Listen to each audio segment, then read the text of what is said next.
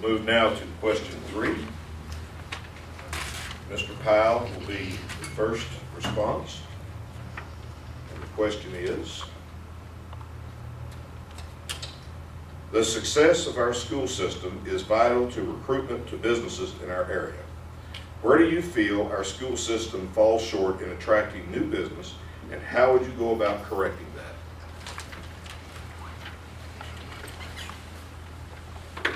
I'm glad I got that question. You know, we have good things going on inside our schools. We have good staff, good programs. But when a new company comes into town and they drive by our school buildings, what's their first thought? When the soffits at Tennessee High School are falling down, the stone castle's cracking up, we got a dungeon at a middle school, okay? That's our worst resource. And Steve Dixon is sitting back there, and he told me a story the other day that he had a chance to talk to some business people who were coming into town, and they came by, and he showed them the schools and stuff. He says, I really like what you're saying about what's going on in Bristol, Tennessee, but your buildings are terrible. It's almost a shame to invite people into the high school auditorium. You can't do any plays there anymore because there's no lights and there's no sound. So we need infrastructure. Part of the reason I got the job as a principal at Tennessee High School was this question right here. What is athletics to you? It's your front yard. It's your front yard, okay? So is your building is your front yard to what goes on inside. If you have a good front yard, then there's a good thought about what happens on the inside as well. We've done a great job with the inside. Let's do a great job with the outside as well. Wish I'd have gotten that question first. No, it's of course it's a great topic. You know, this year, particularly with city council elections, watching that was really eye-opening for me. But the success of our schools falling short, I put it to you this way: I think the success of our schools falling short may be the lack of the people taking advantage of what we have to offer. We should be the right hand of the city. We should be a component for attracting businesses and new community members to Bristol. We have the ability to do things and advertise ourselves. I mean, we're good. But as Mr. Powell said, sometimes you don't know how good you are because they don't get in the door. We just simply don't have curb appeal. We know that.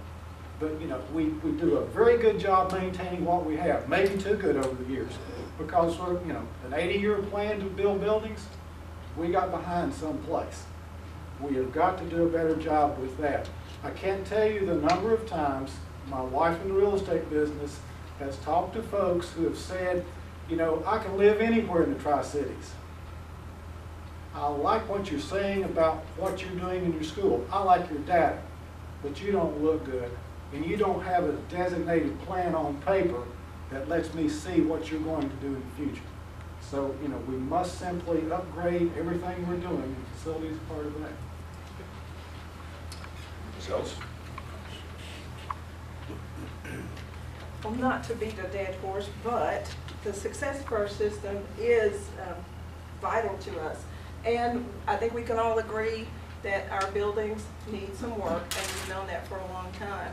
We can't do everything at once, but we did sit down and work on a strategic plan, which the community and staff worked on, parents, everyone worked on that, and that was one of the main focuses, is the facilities. And we have taken some steps to work on some things as we can, and we have had help from the city. We have a pretty good working relationship with the city, and so we have to give credit where credit is due there. Certainly we have a long way to go. Our buildings have withstood the test of time, and we need to keep working on those. And we will. Also, I can say academically, I wouldn't say that we're falling behind. The world has changed so much, and we certainly had to step things up. The state raised standards. That's also vital to the success of our community and attracting businesses. And we are working on that also. Also, academic excellence was a big part of our strategic plan. So we are working on it, and I don't think I could say anything that hasn't already been said. Thank you. Last response, Ms. Harrison. Yeah, I won't beat that other dead horse, except to say it's a 1959 building, and I'm sure none of you would want a 1959 water system serving your house or a 1959 fire truck coming to put out a fire at your home. So it seems to me our children are the ones paying for it. But the other issue that I see that I don't know that we're necessarily falling short as much as I believe that there's more we can do relates to the technology classes that we're offering at Tennessee High. Mr. Pyle mentioned the new partnership, electromechanical. Thank you to the Leonards and Mike Stallings for being forward-thinking and put that into place. But I think that what we can do is look to more businesses, try to create more partnerships that will permit our students to have training with those businesses, create more internships that will give them some practical experience, and hopefully let the light bulb go on that they need to finish high school and go on, whether it's college or whether it's technical school or additional skills that they may want to take. But I believe that's another area that we can do better in, is to push our students and to look at these skills that are being offered. All right, we'll move to question 4. Mr. Butcher will be the first respondent.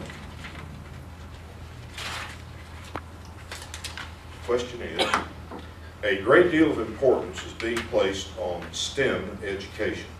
What measures would you take to ensure that every school has resources and faculty to adequately teach our students? Well, STEM education, of course, is very, very important. Technology, engineering, mathematics, science. It's crucial to today's society, along with everything else. But we have to make sure we have the very best teachers in place. And I think one of the ways we do that is to make sure our system stays strong and we can attract the very best teachers.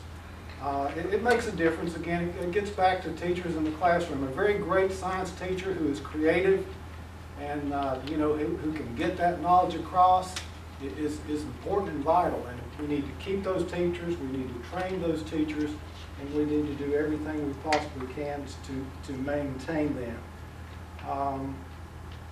Initiatives, Sullivan County has a STEM school that is exactly dedicated to the sciences and technologies and math and engineering. I don't know if we're to that yet, but we certainly need to focus curriculum. Some of our very best students need to have those opportunities.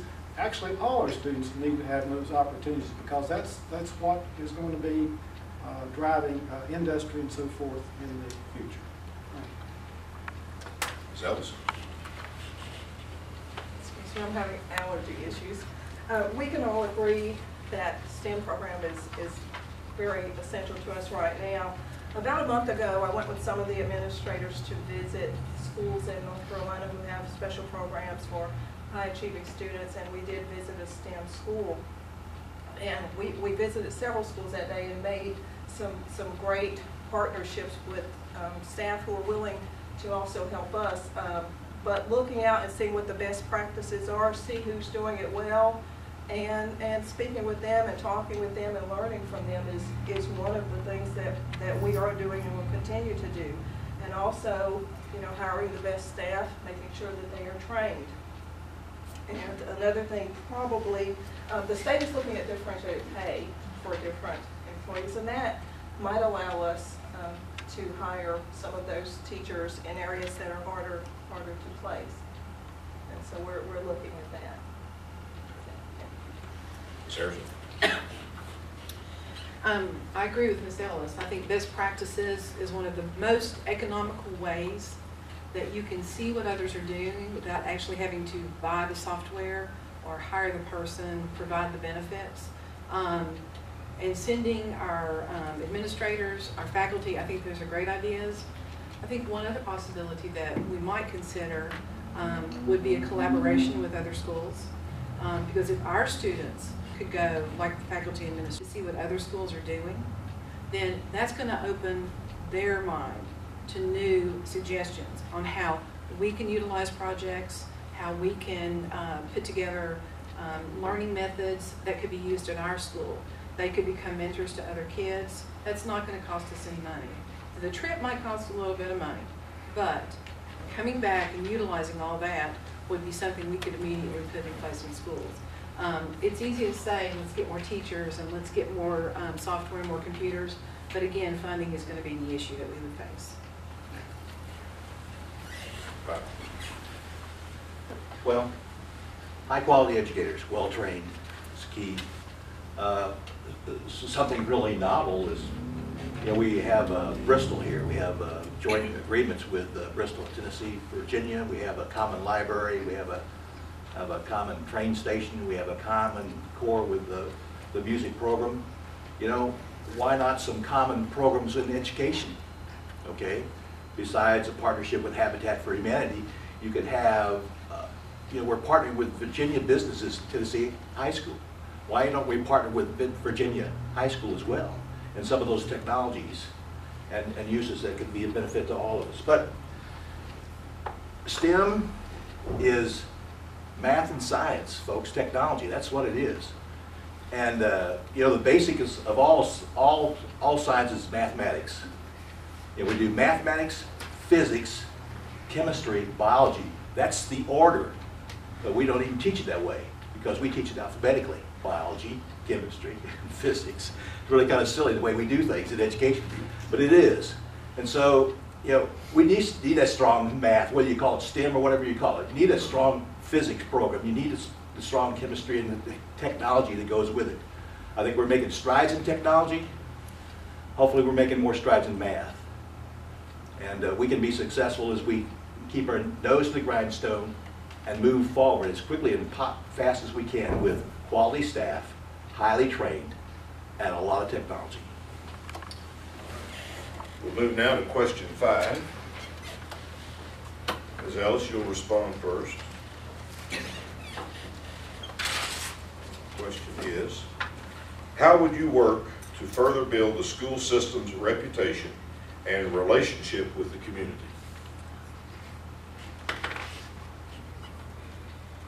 Well, I've been working on that for 18 years. I've only been on the board 8 years. But, you know, I find that it helps to be open with people, to be approachable, and to be honest. And, you know, if I get a question and the answer may not be so favorable, or if it's something that needs work on, I'm honest about it. I'm really open to hearing what parents think and what people in the community think. I think we could do a better job of publicizing the positive things that are going on in our school system. Sometimes it's not our fault. Sometimes great things happen, and you know, something that may not be so favorable is what gets the news coverage.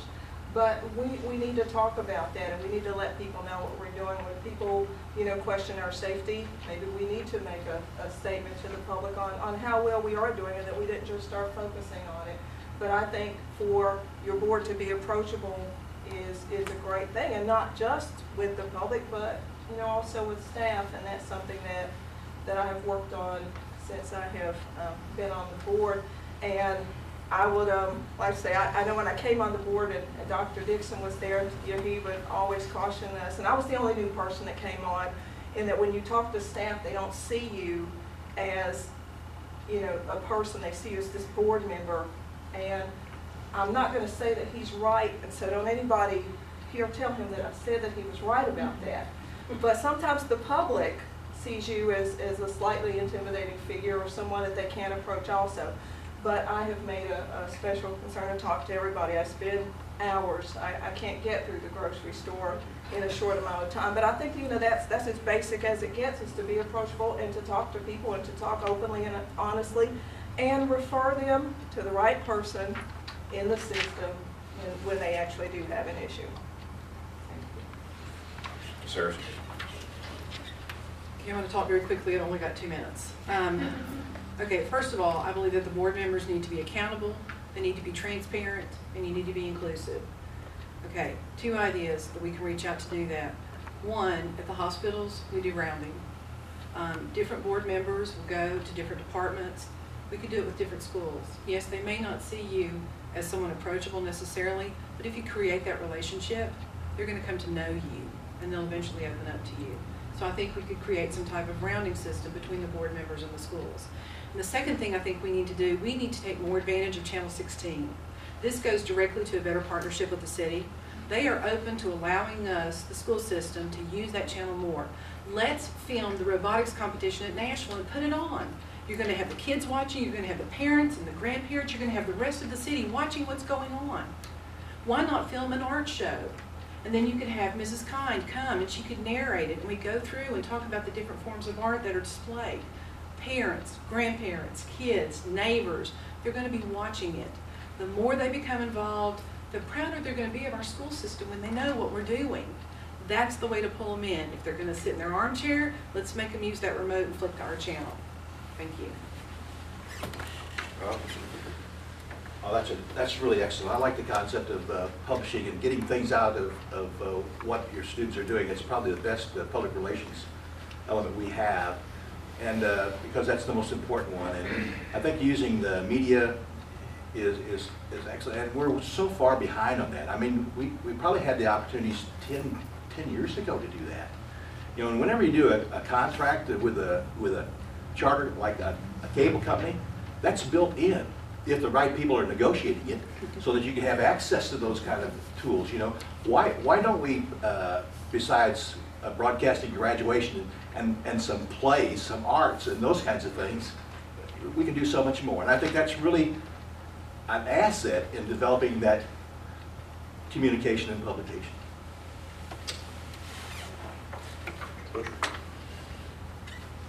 Well, I think you have to be an awfully great listener. Read not too long ago that one of the traits of folks in the Appalachian Mountains is the fact that they have the real ability to listen and listen clearly.